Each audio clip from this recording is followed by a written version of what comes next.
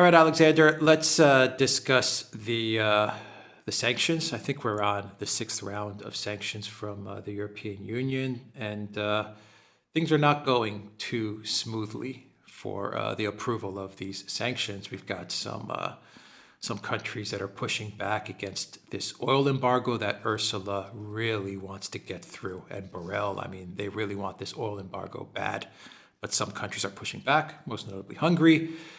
We've also got this gas for rubles new.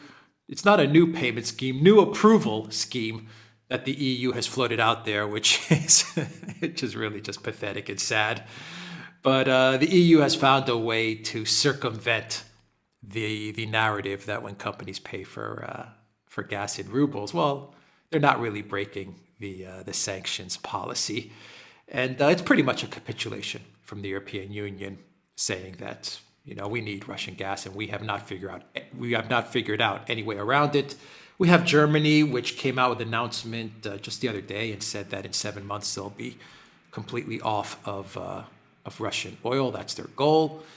And we also have some murmurings about perhaps Israel-Turkey pipelines replacing the Russian gas pipelines, which is, in my opinion, being in this area is a fiction. But, we got all these different ideas being floated around. Anyway, what is the picture as of today with regards to well, you summarized the picture. Situation.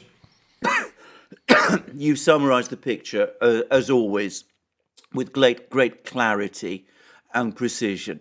I think we just need to take a step back and understand one very important thing. The EU did not expect to find itself in this situation, nor did the US. Back in February, they imposed those, as we said at the time, shock and awe sanctions against the Russian central bank.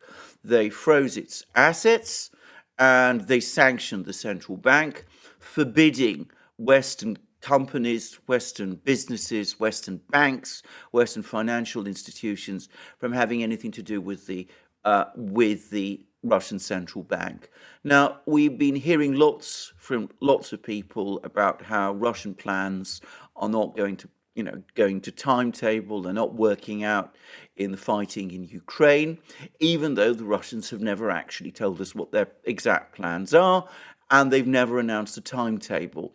In the case of the shock and awe sanctions, the sanctions against the central bank, which also, by the way, included the de-swifting of Russian banks, we know exactly what the plan was because some US official, probably Jake Sullivan, called a group of people into the White House, spoke to them anonymously, and told us it was to crater the ruble, to cause the ruble to go into free fall, to cause the Russian financial system to collapse, to trigger hyperinflation in Russia. And as a result, and as we discussed at the time, it was quite clear that the ultimate agenda was to engineer an economic crisis in Russia that would lead to regime change. So that was the plan. Now, it hasn't worked, and we'll go into reasons of that in a moment. But it hasn't worked at all. In fact, it has failed spectacularly.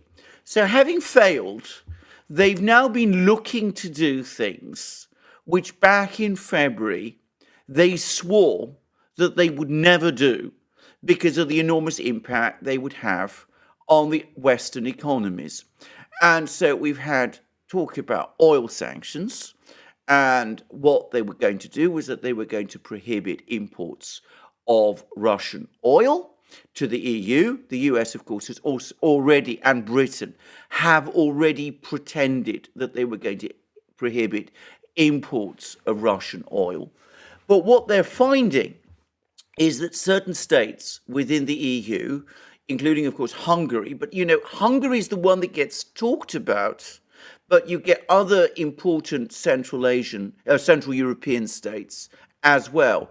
Countries which, back in February, were clearly given assurances that there would be no need to escalate the sanctions war to this level, to target Russian oil imports, because the other sanctions would achieve that effect.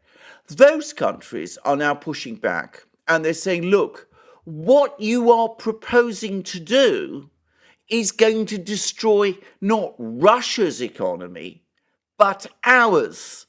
And it's important to understand that the import ban on Russian oil that we're hearing about, and Germany's, and specifically German economic minister's Robert Habeck's claim about Germany having weaned itself from Russian oil, none of that is true, because what they're actually doing, and we discussed this in other programs, what the US is doing, and this has now been, I think, fairly well corroborated, what Britain is also doing is that they are still importing Russian oil, probably at much the same volumes as previously, but they're doing it through middlemen who've laundered it. And of course, with the carve-out that was granted to the shipping industries, specifically the Greek, Maltese, Cypriot shipping industries, that they can continue to ship Russian oil. Well, the whole oil import package, as it originally was, has essentially failed. Now, note, Hungary and the Central European states are landlocked countries. So it's difficult for them to access oil, including Russian oil, that reaches Europe via tankers, ships, shipborne tankers. They get their oil through pipelines. So what they are essentially saying, even if they're not spelling it out quite as I am saying it, is that why should we go along with this pretense that you're not taking Russian oil when you know you are, and everybody knows that you are? You're getting it through ships, you're getting it through tankers, it's going to Hamburg, it's ending up in Germany's, in Schwendt, this refinery, except of course you're pretending that it's not Russian, and in fact we all know that it is ultimately Russian. Why should we go along with that pretense when we can't access that oil? And if you cut us off from pipeline oil, then we are screwed. So they're saying no. And Hungary obviously is the most outspoken, because Orban is a tough and brave leader, but he wouldn't be talking in this open and straightforward way if he didn't have the support of other states. And of course, what Orban is now saying is, look, if you want to have restrictions on Russian oil, then don't actually prevent imports of oil through pipelines. We can't replace that. Why don't you just block all imports of Russian oil via shipborne tankers? And of course, the Europeans are not keen to do that, because we know perfectly well that they are in fact importing oil via Russian tankers. So this oil import ban is running into immense problems. It was anyway always a PR move. It's going to cost massively European consumers, because, of course, if you trade oil through middlemen, it becomes much more expensive. We've discussed that in previous programs. But anyway, people like the Hungarians, and more softly the Slovaks, the Czechs, and others, are coming back and saying, look, this isn't really a good idea. Let's drop it. Let's not even think about it. And the European Commission, apparently very reluctantly and very grudgingly, is coming round to the same position. I just heard this morning that there's been another discussion today, and it's been decided today that they won't even talk about this issue because it's so divisive. Yeah, but it's so sneaky, so evil, actually, what the EU is trying to do to the countries that are landlocked and that need the oil via pipeline. And it's also evil what they're doing to their very own citizens. They're going to create this PR victory and say, look, we've cut out Russian oil, no Russian oil, look at us. And meanwhile, they're getting the oil from Russia, but they're just making the tankers go around the globe a couple of times and switch ships and change names and flags and all of that nonsense. I'm exaggerating it a little bit, but you know what I No, mean. you're not And then exaggerating. eventually That's that ship exactly how will- it's done.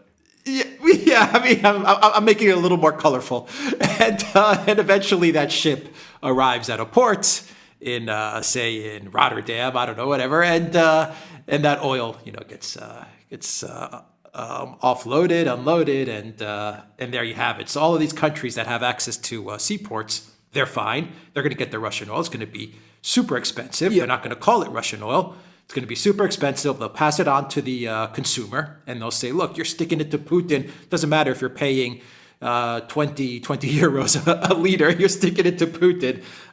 They're hoping that the citizens of the EU will say, yeah, we're sticking it to Putin. Slava Ukraina. Yes, and countries like Hungary and landlocked countries are going to be like, well, what do we do?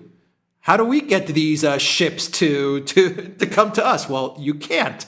So is there a plan then to say, well, we have some excess Hungary, so we'll sell you this excess oil, but we'll mark it up another 5 or 10 euros? I mean, is that even possible? Or are they just looking to punish countries like Hungary? I mean, I'm just trying to figure out do they have a plan for countries that are landlocked, or do they just not care? You actually put your finger on what I suspect part of the agenda actually is. To answer your first question, yes, of course, they can put oil, in, big trucks, the sort of big trucks that carry oil. They can send it from Germany to Hungary and all the rest. And at a markup, because, of course, you remember, these are commercial deals. So, of course, if you send oil by road, because practically speaking in Europe today, most oil, goes by train. Some oil can be sent by train, some can be sent by road. But if you do that, anybody who has any experience and knowledge of shipping, and I have, by the way, knows that the costs are multiples higher than if you transport it by ship. And and of course, oil that's sent by ship is significantly more expensive than oil sent by pipe. Now, there is, of course, a second point about this. Yes, of course, it's more expensive. But bear in mind, and I'm sure that there are people in Budapest who are saying this to each other, this isn't really about screwing Russia. It's about screwing us. Hungary has been standing out. It's been the opponent of EU integration. The EU Commission absolutely detests us. So what they're really trying to do is they're going to try to choke off our oil so as to create an economic crisis in Hungary, which will force regime change in Budapest. And I am sure that's part of the thinking in Hungary and is part of the reason why the Hungarians are so strongly opposed to this whole project. And one should not underestimate that factor, or the fact that the EU undoubtedly is in part thinking this way. You said that this was sneaky, and I agree. And you said that this was evil, and I agree even more. Because something that is being done for a completely different reason from the one that has been said. Because to be straightforward about this oil import ban, it's going to affect Russia to some extent, but not catastrophically. They'll still be able to make huge amounts of money from selling their oil. Their oil production is rising. Their oil exports are rising. So they're making more money from their oil than they've ever done. So, I mean, they'll be affected, but not hugely.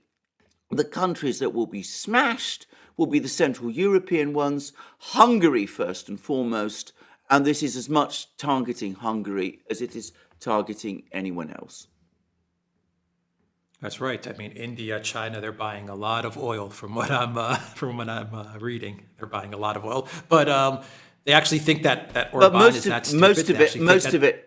Well, I think most of the Russian oil is still going to Europe, but that's another story. And apparently a lot is going to the US still. That's fine, yeah. The US and India's buying and China's buying, but they actually think that Orban is that stupid. They think that the Hungarian people are that naive.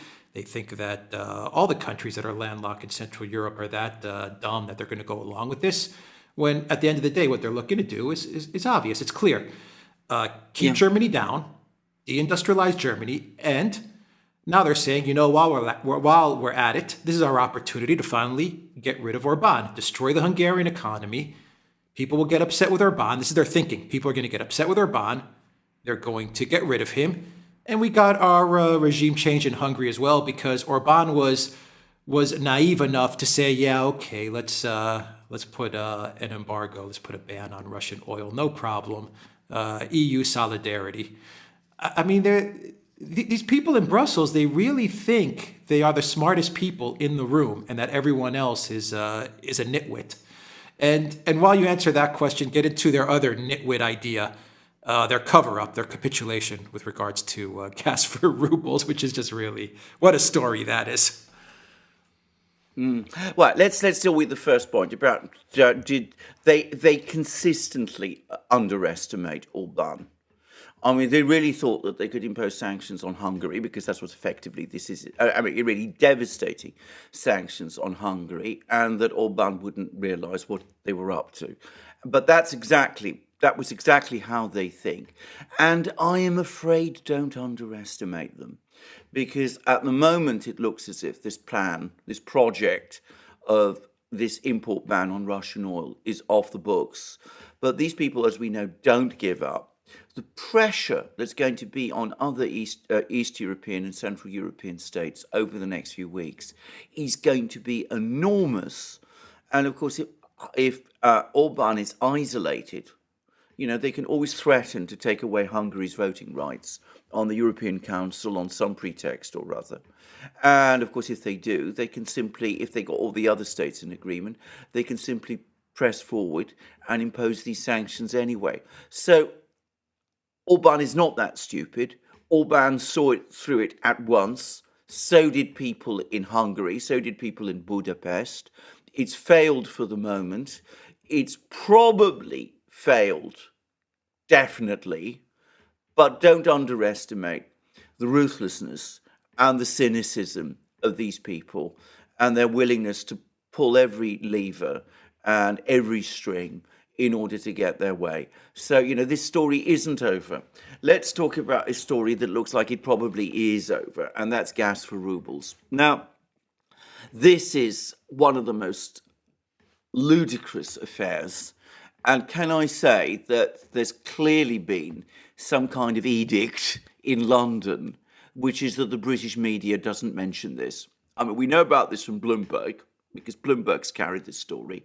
But I've been reading through all the British media, and there's absolutely no reference to what's happened. Anyway, let's just go back to the gas for rubles scheme that Putin outlined. What he said was, EU company, we're not going to rewrite any of the contracts between EU companies and Gazprom.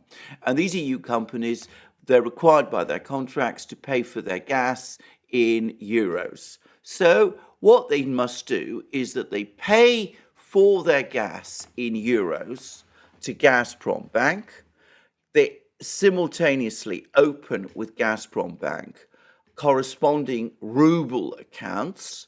Gazprom Bank converts the euros that they receive from these companies into rubles.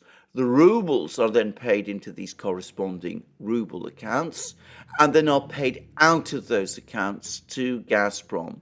So Gazprom gets the money in rubles, and what the money, the currency that the companies actually pay to Gazprom Bank is euros. But it is, and it's important to say this, it's Gazprom Bank, which means ultimately the Russian central bank, that convert the money from euros into rubles, which, as many people are now pointing out, gives the Russians a important ability to dictate the conversion rate of the euro to the ruble. It's not, I mean, they can't control it totally, but they can manipulate it to a certain extent, which isn't unusual, by the way. Everybody manipulates exchange rates, but this is one way in which the Russians are now going to be able to do that. So anyway, when Putin announces this, the European Commission says, no, you can't possibly, this is absolutely outrageous. We can only pay in euros, opening corresponding accounts in rubles in Gazprom Bank. That clearly violates the sanctions. That clearly violates the sanctions against the Russian Central Bank, which we announced back in February. It's outrageous. It's energy blackmail. You remember how Olaf Scholz was talking about energy blackmail, or was it Ursula von der Leyen? This is outrageous. This is unacceptable. We can't possibly agree. And there were threats and warnings to all sorts of people. Under no circumstances can we agree. And then we got a whole slew of comments from German industrial leaders saying, if Germany, if we get cut off from Russian gas, then we're going to see a massive economic contraction in Germany and across the Eurozone. And then Poland and Finland and Bulgaria announced that they weren't going to go along with this scheme. And shock horror, the Russians then cut off the gas supply.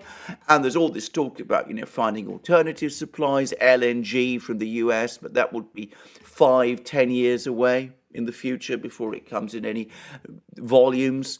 They're looking for gas from Algeria. The Algerians have said, look, we can't provide you with any more. We're absolutely full at capacity. They went to Qatar. Robert Habeck claimed that Qatar had agreed to provide all the LNG, and the Qataris have made it absolutely clear that this wasn't the case. And, Azerbaijan was going to be another place. And, of course, there was the Israel-Cyprus East Med pipeline, which is, of course, not even built and is a gleam in people's eye and could never provide the necessary kind of volumes that we're talking about anyway. So what do? Do they allow themselves to be cut off from Russian gas? Well, no, of course not. So they go back to gas for rubles. And of course, in the meantime, we hear that 20 EU companies, including big German, Austrian and Italian ones, have now actually capitulated and have opened corresponding accounts with Gazprom Bank, corresponding ruble accounts with Gazprom Bank. So they're implementing gas for rubles anyway. They are ignoring the EU Commission's instructions. So what does the EU Commission say? Well, we've come up with this great scheme which will satisfy everybody. You will pay your money to Gazprom Bank in euros. At the same time, you will open corresponding ruble accounts with Gazprom Bank. But when you pay your euros to Gazprom Bank, you will announce that so far as you're concerned, the transaction is completed. Just a statement. So in effect, they have capitulated utterly. They've raised the white flag. They've come up with this, empty thing, which of course fools no one. And no wonder, and unsurprisingly, the media in Britain and in most of Europe are not covering this story. You have to go to the American media, to Bloomberg, to find out about it. Yeah, and Bloomberg's covering it because they do have some sort of duty to cover the financial stuff, as does the Financial Times. Absolutely. Believe me, Bloomberg would like to not cover this as well, but they have to do it. Absolutely. Well, the Financial Times isn't, but the Financial Times. Well, is not I'm sure they'll cover it. Eventually, okay. yes. Well, they'll have to. The key to it is they're hoping that the media just shuts up and doesn't talk about it, and it's just like an accounting entry. Okay, instead of registering the transaction when we actually get the gas, when the rubles are paid and we get the gas, just register the transaction when we actually deposit the euros. Okay, yes. I mean, it's so pathetic. It really is sad to have watched this whole thing for the past month go back and forth, and this is the solution that the EU finally falls back on because they have no other options. They lost. They completely lost on this one. They've lost. They lost completely, conclusively, but they've done something else, which is that as a result of this affair, they've undermined their own shock and awe sanctions of February. Because, we've seen how the ruble has been steadily strengthening since February, how it's been getting stronger and stronger and stronger since February. One of the factors, of course, that's causing it to become stronger and is going to make it stronger still from this point on is that the Russians now, as we've discussed, control the conversion rate between the euro and the ruble. So, in effect, what this means is that the sanctions against the Russian central bank have been fatally undermined. So, it wasn't thought through. It wasn't considered properly how this whole thing would work. They didn't listen to the industry experts, both the energy industry experts and the financial industry experts, including, by the way, the Fed. They steamed ahead and announced these shock and awe tactics way back in February, expecting that they would have an outcome that they didn't have. And of course, they went ahead with these other, they tried to stand the ground rather on gas for rubles. They've been forced into compliance. And that means, in effect, that those sanctions that were imposed on the Russian central bank back in February, well, they've not been entirely negated. That would be a massive overstatement, but they have been weakened. They've been weakened to a degree that would not have been anticipated when they were imposed. Yeah, and it's boomeranged and weakened the EU and the EU Absolutely. economies. And No. Let's unpack that. Let's no, unpack that a moment, because what this is one effect of what this is that all of these sanctions, but also now the gas for rubles scheme, means that the Russians are able to control, or not, they're not able to control, but they're able to put pressure on the euro. So the euro is no longer as strong as it was a few months ago. And we've seen that it's depreciated against both the ruble, very much, and against the dollar, significantly. Now, remember, the EU imports raw materials.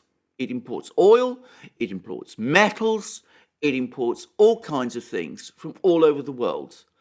What currencies does it pay for those imports in? Primarily dollars, to a limited extent now, rubles. So it's having, because its currency is depreciating, it's having to pay higher prices for these imports, the cost of which is rising anyway because of the global inflation. And this is going to increase inflationary pressures within the Eurozone as well. yeah. This is what happens when you put Ursula von der Leyen, Michel, and Borrell in charge of all of this Absolutely. stuff. I mean, just look at their track Absolutely. record. It's not hard to figure out. These three individuals, they've failed their way to the top. They've literally failed their way to their current positions. And on a final note, Hungary and the other countries that are pushing back against this oil embargo that Ursula and her cohorts want, they should take note of their big mess up with this gas for rubles scheme and say, no chance. We are not going to go along with you on this because you guys did such a bang up, terrible job on your gas embargo scheme that we'd have to be crazy to follow you with this oil embargo plan. They would have to be crazy to follow her. Absolutely crazy to let her lead the way. I completely agree. I entirely agree. And they should be saying this. They should be certainly saying that. They say, look, gas for rubles has been a debacle. Let's not cap it with an even worse debacle on the oil imports. The other thing they need to do is they need to stop believing what Robert Habeck, the German economics minister, says. Because he's saying all kinds of things which quite straightforwardly are not true. He says that Germany has reduced its oil imports from Russia. He hasn't explained how that's been done. As I said, I'm pretty sure it's all been done through laundering. It's the only way it can have been done in this short space of time. And of course, as we said at the time, the Qatar deal, which he came away and said was a done thing, well, it's not a done thing. And the negotiations are not even going particularly well, apparently. So don't listen to Robert Habeck and tell Ursula and Michel and Borrell no and take a running jump. We've got our citizens, our European economy, our own economies, our own societies to worry about. And we're not going to go along with these harebrained schemes, which are not going to hurt the Russians and are going to do enormous damage to Europe instead. All right, we'll leave it there. The Duran.locals.com, everybody, and the Duran shop. 10% off. Use the code Good Day.